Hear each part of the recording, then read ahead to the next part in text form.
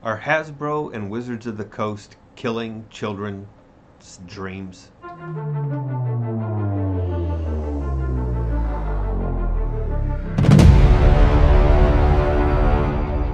This video is going to be a little different because it's basically just a reaction to the current news that was reported from Gizmodo, getting information from IO9 that Wizards of the Coast is changing the open gaming license to version 1.1.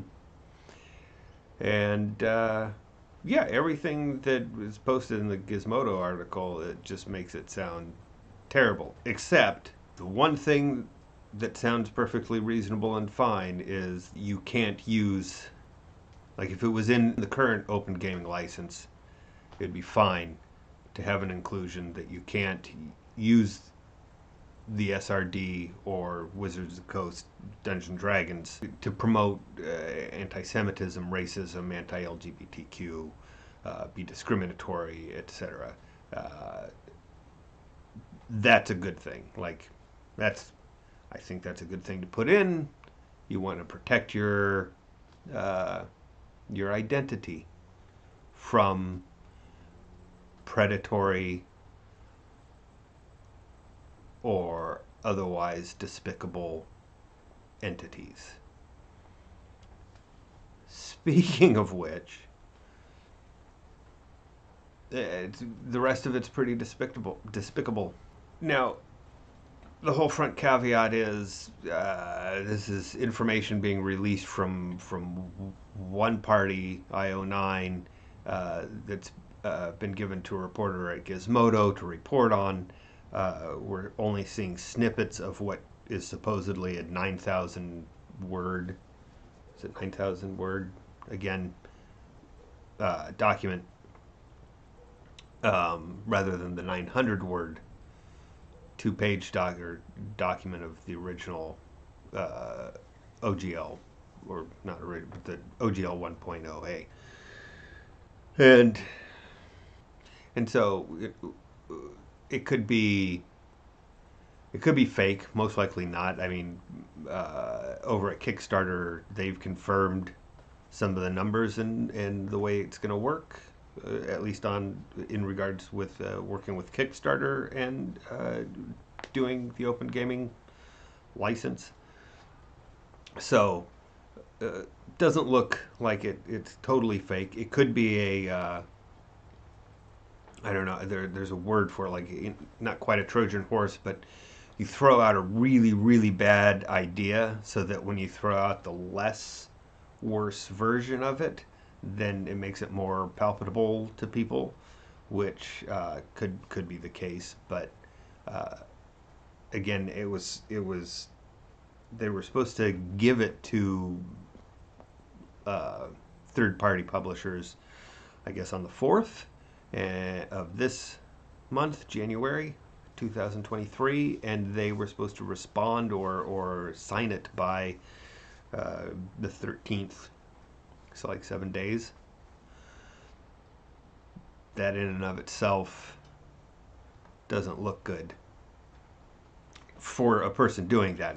I'm going to change the contract on you. You got 7 days. Here you go. If you want to keep making the stuff you're making, you better sign it.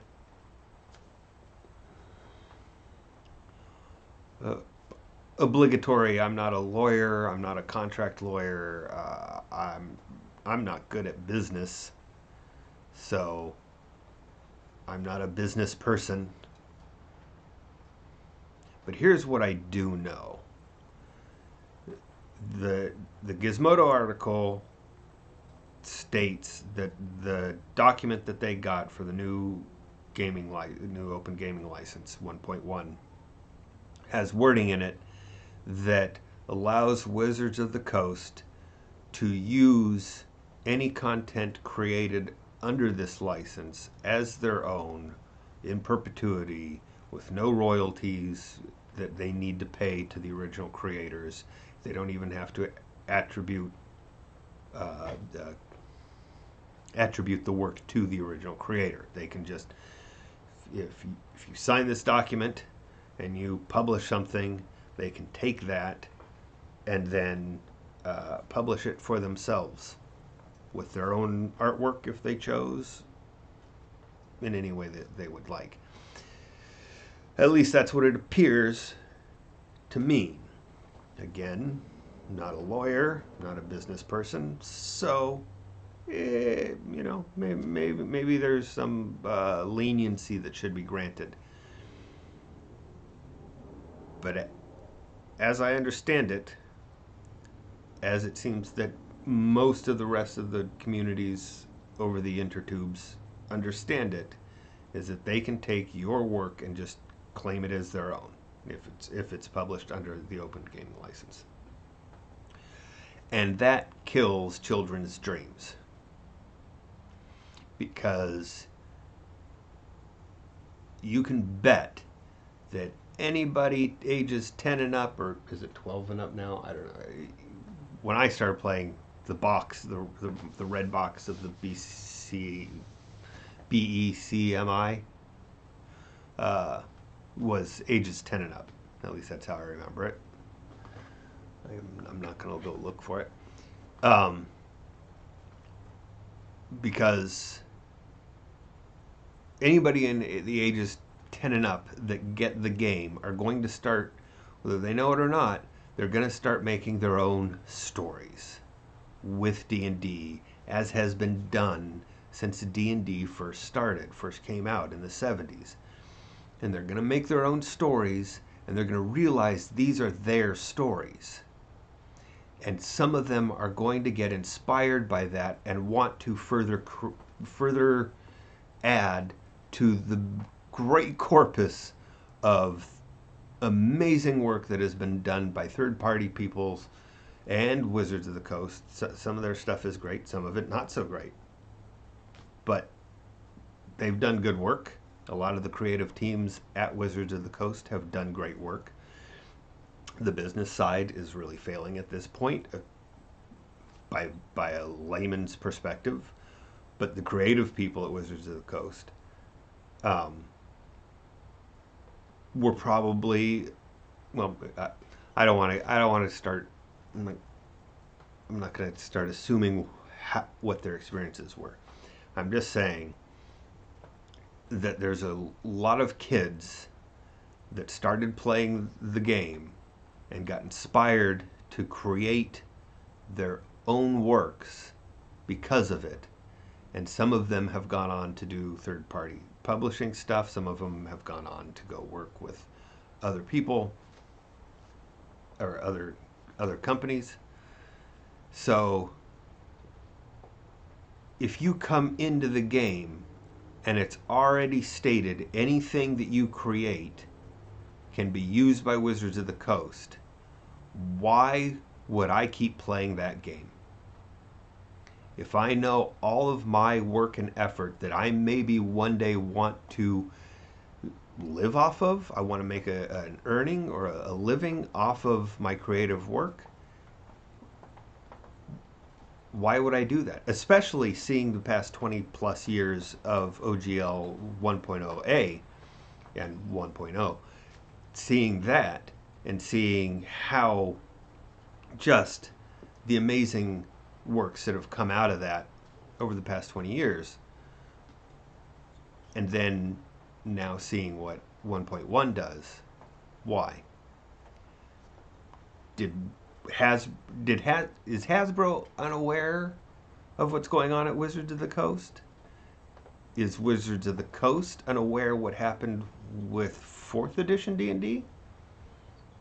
Because one of its major problems was reining in the gaming license for that, so that everything largely had to be done in-house. And 4th edition, I mean, I played it for a year and a half as a fantasy tactical combat game. A lot of fun. And for me, I felt like I had to shoehorn a lot of the role-playing elements back into it. And it didn't feel like Dungeons and Dragons, which 3.5 and 3 felt like, which 2 has felt like, which first or Advanced Dungeons and Dragons and the basic sets I never played the original, the old D&D. Wish I did, but you know, I don't think I was very conscious of reality at that point in time. So my main point in doing this and making this video is basically just to add to the noise of people saying Wizards of the Coast, Hasbro, this is a bad idea. This is not a long-term thought out to keep people interested in your products kind of plan.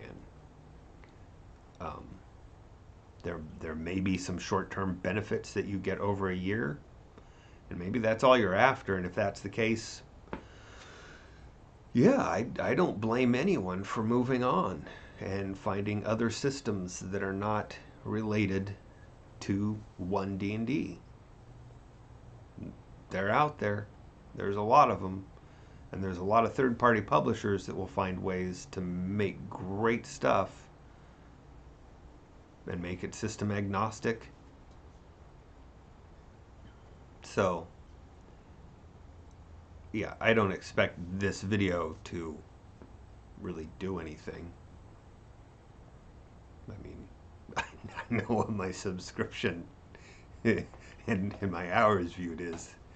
So, you know, but this is another video on YouTube saying what appears to be the upcoming OGL 1.1 from Hasbro and Wizards of the Coast is really bad for the brand and bad for the community. And I think it just might kill kids' streams.